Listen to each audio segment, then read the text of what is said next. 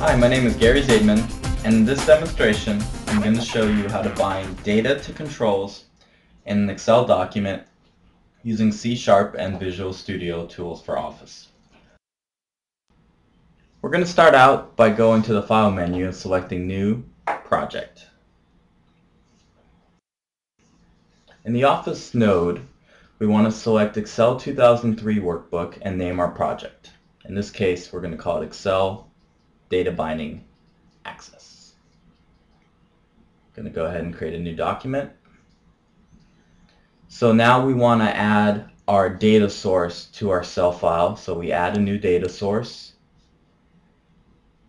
and select our database connection. And go ahead and click Next. Now we have our tables from our database, and we want to select the items table and select title, item ID, lot size, and weight pounds and weight in ounces,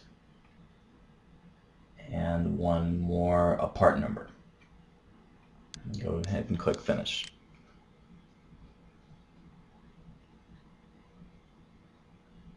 So now you see our data sources window and our items table. So all we do is drag it onto the screen.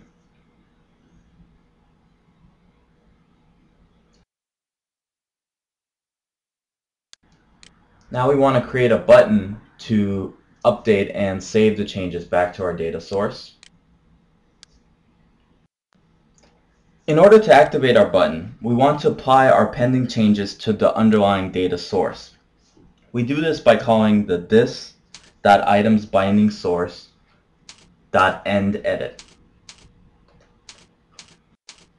And we save the changes back to the database by calling this.itemstableAdapter.update method.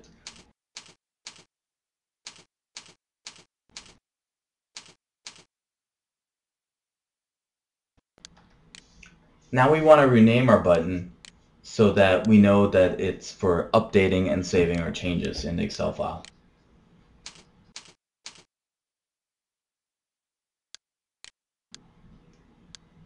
Now we build a solution and run it. So as you can see, it displays the data from our database. Now we're going to look at just two items, 2291 and item ID 2292, and just change the titles of those items to test item 2291 and test item